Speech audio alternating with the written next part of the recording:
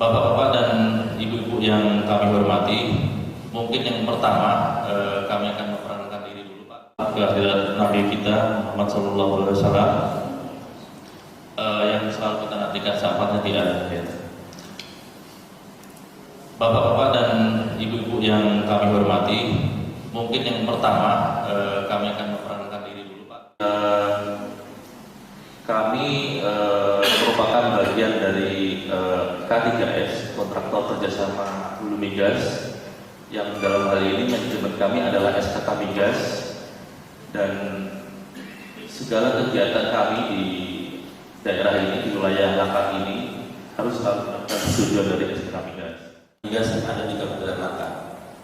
Harapannya kegiatan seismik ini bisa berjalan lancar dan kami bisa mendapatkan sumber cadangan baru di Kabupaten Langkat ini yang tentunya nanti akan sangat bermanfaat bagi Indonesia, terutama untuk meningkatkan cadangan dan juga untuk ketahanan energi. Dan untuk Kabupaten Langkat sendiri tentunya dengan kami jika kami melakukan kegiatan ini dan nanti bisa berlanjut ke kegiatan selanjutnya, untuk daerah akan perekonomian ataupun akan lebih mengkliakan. Jadi kami bisa melakukan kegiatan dan bisa menyerap tenaga kerja ataupun baik itu untuk seismik, nanti pun kalau ada pengeboran kami akan selalu memberdayakan masyarakat tempatan Pak. Jadi baik skill ataupun non skill seismik ini. Dan untuk itu saya selaku General Manager dan mewakili dari perusahaan IMB Bank Limited memohon dukungan dari bapak-bapak semua, bantuan dan support dari bapak-bapak semua untuk kelancaran dan kesuksesan kegiatan ini sangat kami hargai Pak, dan akan sangat kami minta untuk supaya bisa lancar dan berhasil kegiatan ini. Nanti untuk lebih detailnya akan kami paparkan. Migas di bumi Nusantara ini, sehingga kita berkumpul di sini. Salam dan salam semoga tetap terlimpah pada junjungan kita Nabi besar Muhammad SAW, dan semoga kita semua mendapatkan syafaatnya. Bapak Ibu yang kami hormati, terutama kepada Bapak Dr. Andes Abdul Karim MAP, Asisten Administrasi Tata Pemerintahan Kabupaten Langkat, yang kami hormati juga Forkopimda Kabupaten Langkat dan di Langkat atau yang mewakili, Kapolres Langkat atau yang mewakili, serta Kajari Langkat atau yang mewakili, kemudian GM IMP Gebang Bapak Reza Ramadian, serta para pejabat jajaran pemerintah Kabupaten Langkat, serta hadirin yang berbahagia. Tentunya merujuk ke sejarah penemuan migas di Telaga Sari. Itu adalah sumur migas pertama yang ditemukan di bumi Nusantara ini. Itu adalah sejarah masa lalu yang tentunya ini akan coba dibangkitkan kembali oleh IMP Gebang, yang saat ini akan melakukan kegiatan eksplorasi, yaitu kegiatan untuk mencari potensi cadangan migas di Kabupaten Langkat ini. Bapak Ibu yang kami hormati, bahwa sesungguhnya kegiatan hulu migas ini adalah kegiatan yang dilaksanakan oleh negara sebetulnya, tetapi dikontrakkan kepada perusahaan-perusahaan hulu migas. Jadi sesuai dengan Undang-Undang Dasar 45 Pasal 33, satu-satunya industri di Indonesia yang mengikuti pola sesuai dengan Pasal 33 Undang-Undang Dasar 1945 adalah industri migas. Jadi dengan kontrak kerjasama antara pemerintah dengan perusahaan-perusahaan hulu migas itu sesungguhnya kekayaan migas ini adalah dikuasai oleh negara, tetapi yang mengusahakan itu dikontrakkan, dikerjasamakan dengan perusahaan-perusahaan hulu migas. Karena apa Bapak Ibu? Karena memang usaha hulu migas ini adalah usaha yang high risk, high teknologi, serta high capital, sehingga pemerintah dalam hal ini menugaskan perusahaan-perusahaan hulu migas untuk mengelola 3 risiko tersebut untuk memproduksikan migas.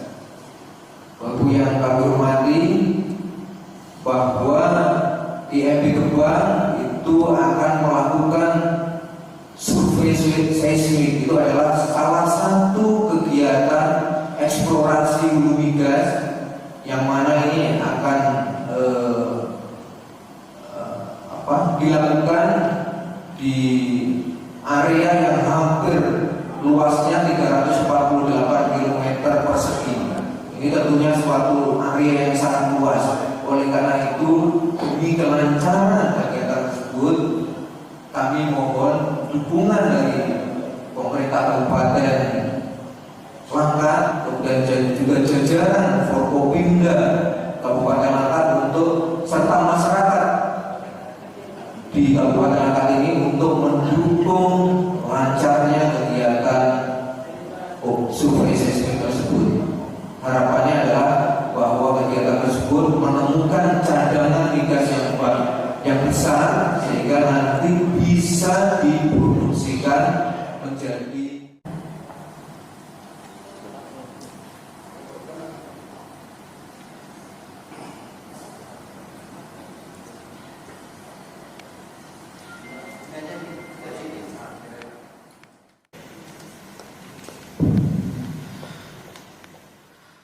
pada kesempatan pagi hari ini kami dari IMB Kembang mau mungkin tadi sudah disampaikan oleh SKK Migas bahwa merupakan K3S eksplorasi ya. Saat ini kita sedang eksplorasi, kemudian K3S yang eksploitasi tapi sekarang saat ini kita sedang melakukan tahapan eksplorasi yang berada di Kabupaten Langkat, Provinsi Sumatera Utara. Kemudian saat ini blok ini 100% dioperasi oleh IMB. Kemudian untuk total area sendiri untuk wilayah kerja Kembang ini hampir 1000 km², yaitu tepatnya 978 km persegi. Di blok Kembang ini Pak. Jadi di blok Kembang ini bisa kita lihat, jadi yang kuning ini adalah batas wilayah kita yang tadi itu. Kemudian yang akan kita seismik ini Pak, yang tadi sudah dipaparkan oleh Pak Reza tadi sekitar 348 km², yang akan kita bagi menjadi 2 fase, yaitu fase di blok Kembang ini Pak. Jadi di blok Kembang ini bisa kita lihat, jadi yang kuning ini adalah batas wilayah kita yang tadi itu. Kemudian yang akan kita seismik ini Pak, yang tadi sudah dipaparkan oleh Pak Reza tadi sekitar 348 km², yang akan kita bagi menjadi 2 fase, yaitu fase dari mulai kick off meeting nanti yang kami perkirakan di sekitar bulan April kita mulai kick off meeting, dan harapannya bisa selesai di akhir Oktober nanti. Semoga bila terlaksana, kemudian harapannya proyek bisa selesai cepat. Kita optimis semoga bisa dimulai di bulan April.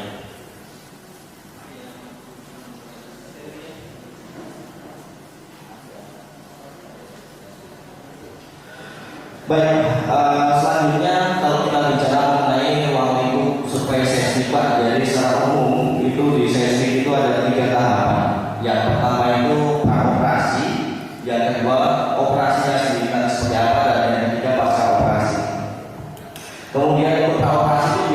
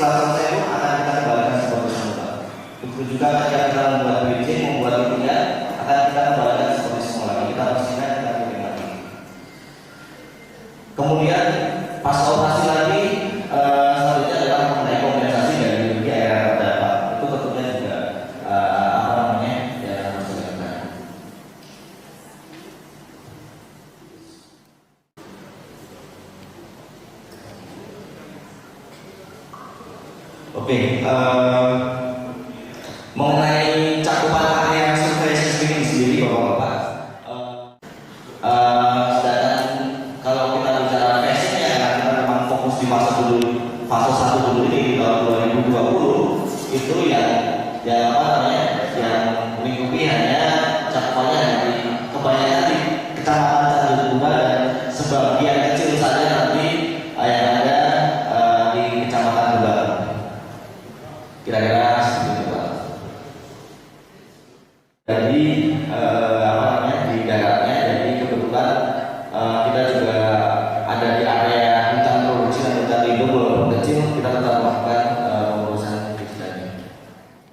Manfaat survei seismik ini sendiri, Bapak-bapak, jadi bagi perusahaan, bagi kami tentunya ini akan meningkatkan kualitas data bagi kami untuk meningkatkan probabilitas kesuksesan pengeboran minyak dan gas.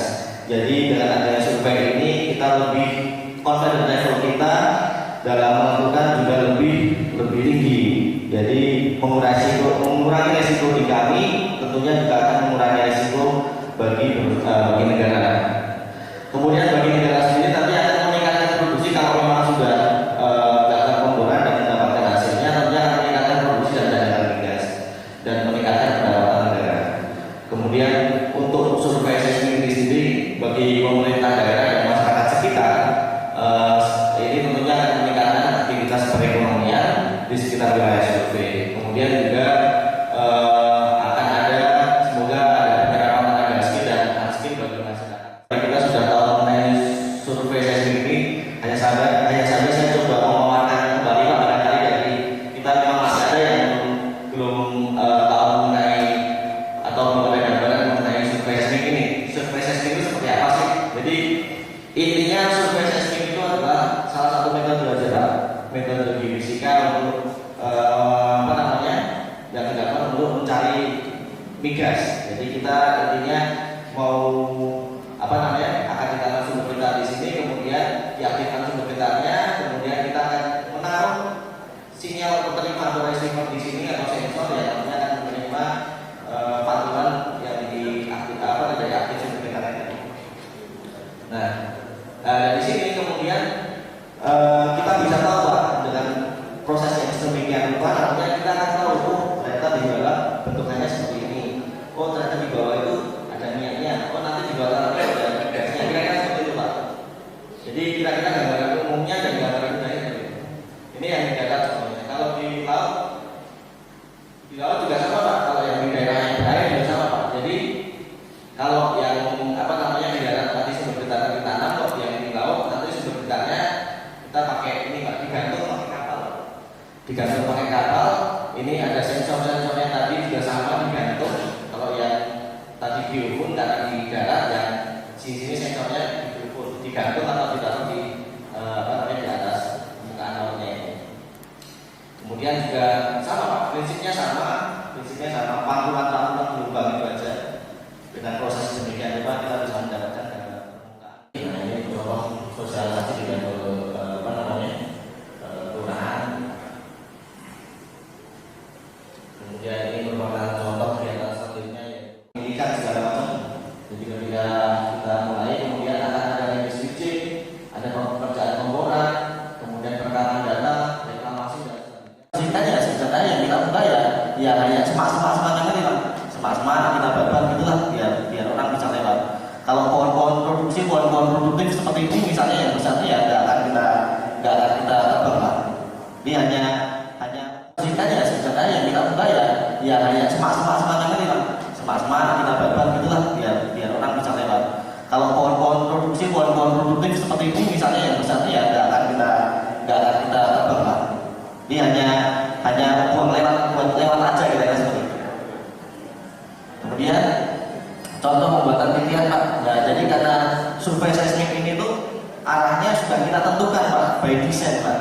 Jadi rencana kita itu sudah kita tentukan dan nggak boleh belok-belok Pak.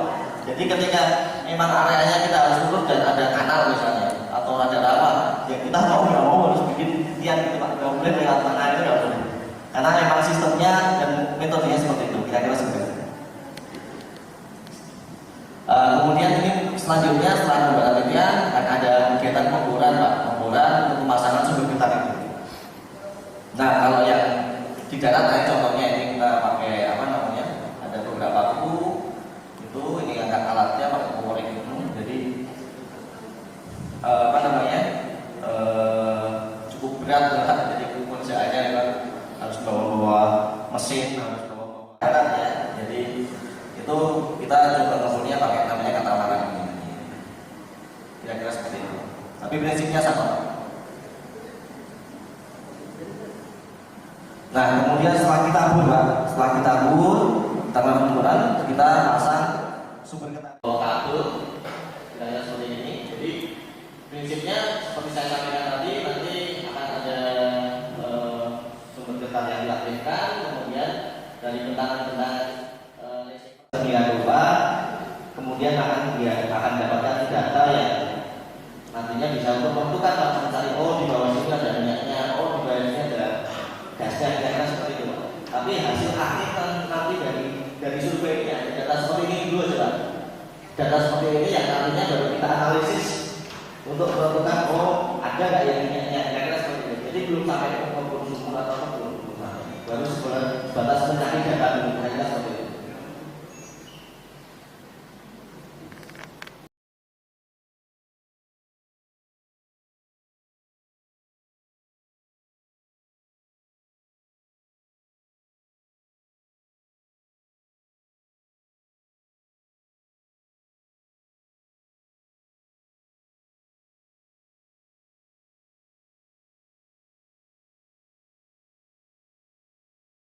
Rekomendasi kita mengacu dari SK ya, dari SK. Kemudian untuk intinya adalah untuk pembayaran nanti juga akan dilakukan langsung Pak dari kami, dari perwakilan kami akan langsung. Jadi nggak lewat perangkat desa apa, akan langsung tapi disaksikan oleh perangkat desa setempat. Kira-kira seperti itu.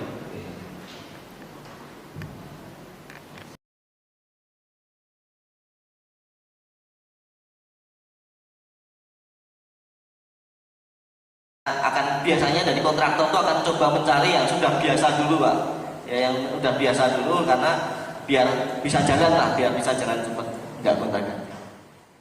Alhamdulillah sampai dengan saat ini kita masih diberikan kesehatan untuk bisa dapat hadir mengikuti sosialisasi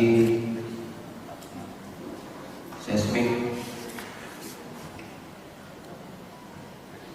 yang dilakukan oleh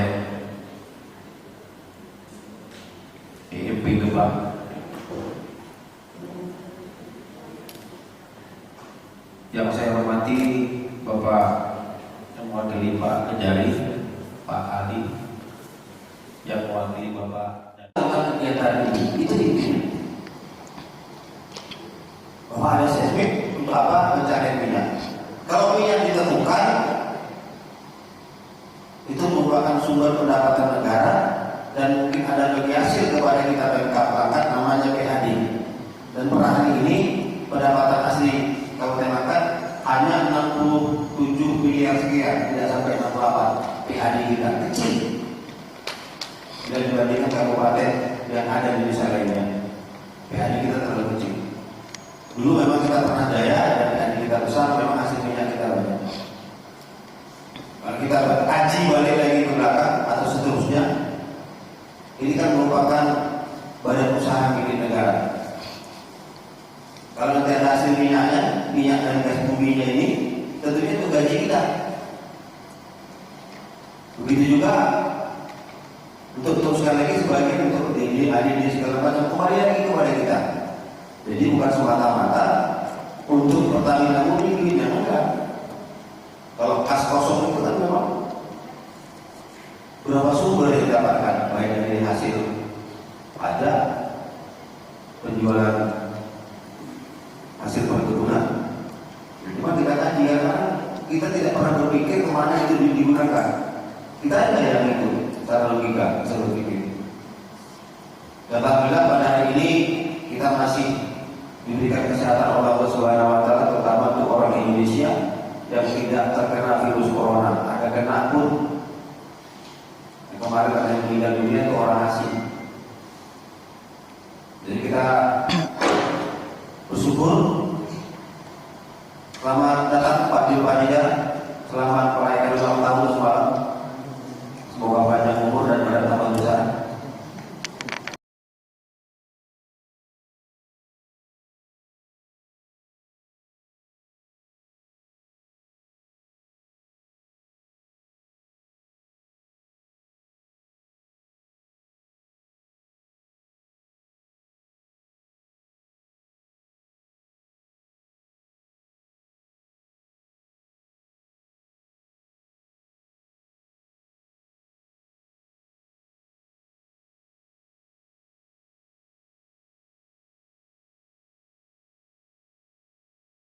Kegiatan ini itu intinya bahwa ada seismik untuk apa? Pencarian minyak. Kalau minyak ditemukan itu merupakan sumber pendapatan negara dan mungkin ada bagi hasil kepada kita perangkat namanya PHD. Dan per hari ini pendapatan asli Kabupaten Langkat hanya 67 miliar sekian, tidak sampai 68 PHD kita kecil bila dibandingkan kabupaten yang ada di desa lainnya. PHD kita terlalu kecil. Dulu memang kita pernah jaya dan PHD kita besar, memang hasil minyak kita banyak. Kalau kita kaji balik lagi ke belakang atau seterusnya, ini kan merupakan badan usaha milik negara. Kalau nanti ada hasil minyaknya, minyak dan gas buminya ini, tentunya itu gaji kita. Begitu juga untuk teruskan lagi sebagian untuk DD, ADD segala macam kembali lagi kepada kita. Jadi bukan semata-mata untuk Pertamina murni minyak, enggak. Kalau kas kosong itu kan memang berapa sumber yang didapatkan, baik dari hasil pajak, penjualan hasil perkebunan. Cuma kita kaji karena kita tidak pernah berpikir kemana itu digunakan. Kita ada yang itu secara logika bisa berpikir. Dan alhamdulillah pada hari ini kita masih diberikan kesehatan oleh Allah Subhanahu wa taala, terutama untuk orang Indonesia yang tidak terkena virus corona. Ada kena pun kemarin ada yang meninggal dunia itu orang asing. Jadi kita bersyukur. Iya, Bapak tahu waspada kan? Walau sedikit pasti ada. Iya, corona mana? Kalau ini apa ya? Jadi pada hari ini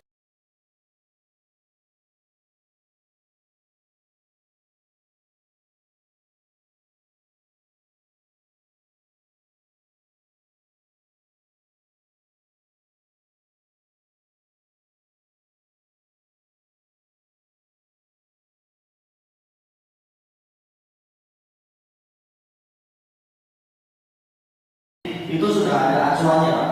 Acuan itu tentunya dari penelitian. Pak yang di darat aja dulu. Kita yang di darat karena Ya, nampak jadi bangunan di atas kita pakai sekian kilo, nanti jarak amannya misal minimal 70 meter atau minimal 100 meter, kira-kira seperti itu, Pak. Masnya berapa, fixnya berapa? saya yang nanya Mas, biar lebih pas. Ini kan ada lubang-lubang.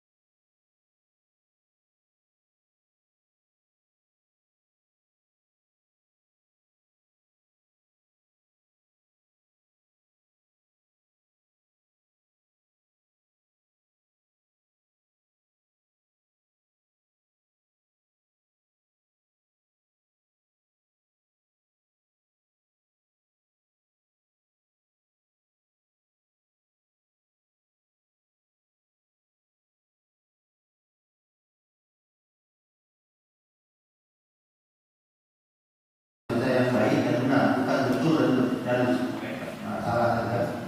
Dan berapa kami masukkan ini bahan produk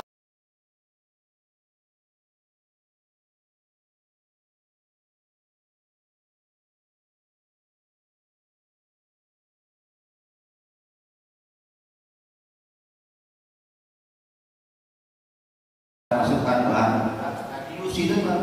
Iya. Tarik bukan muter-muter.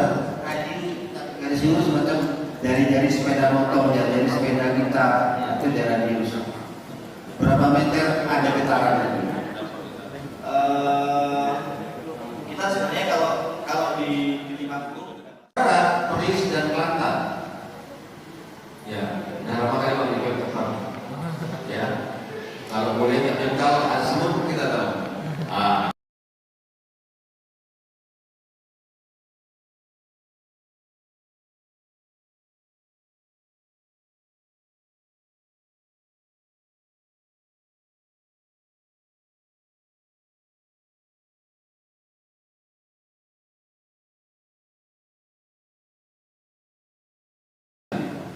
Kalau kau punya gak ada buahnya kalau nggak pernah kau pupuk. Nah, seperti itu yang harus kita hadapi. Aneh kan?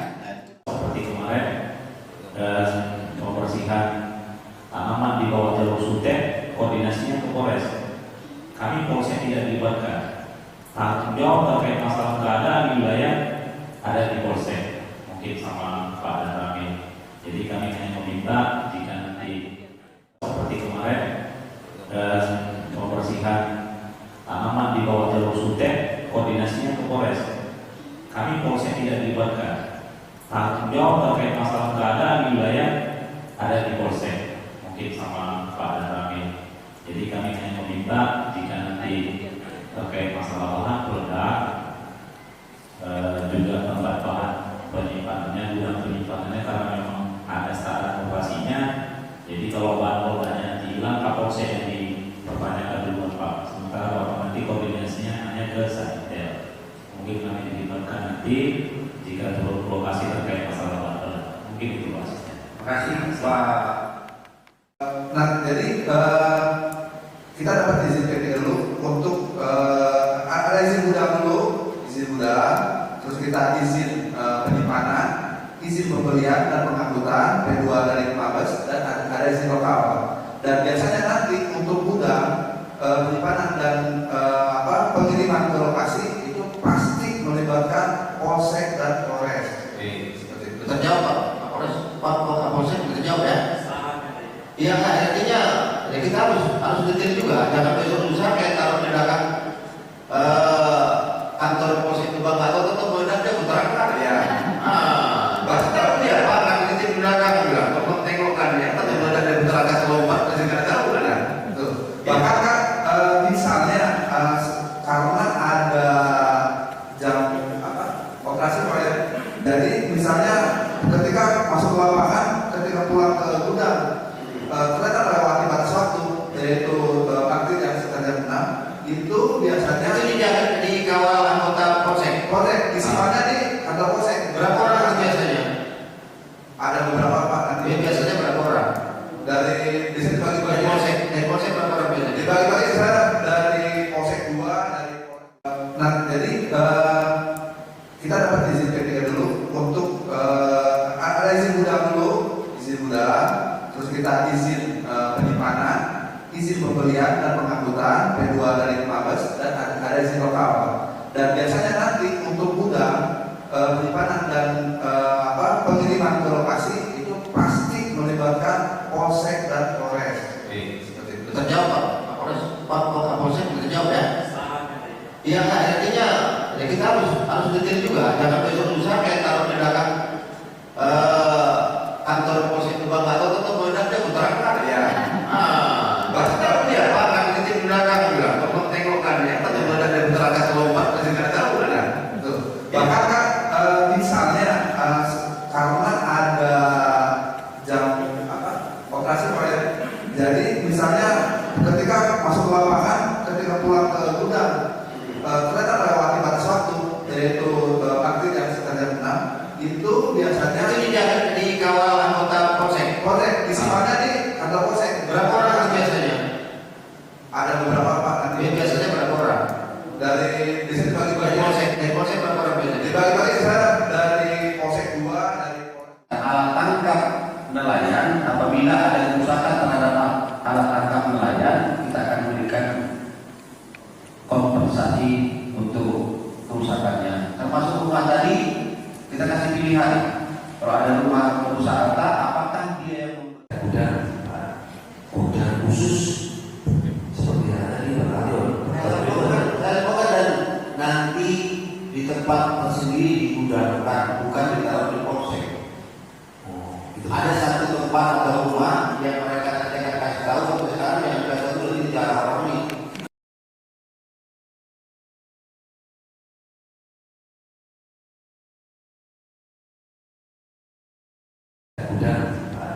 Gudang khusus seperti yang tadi Pak Kadir. Saya pokoknya nanti di tempat tersendiri digudangkan, bukan ditaruh di polsek. Ada satu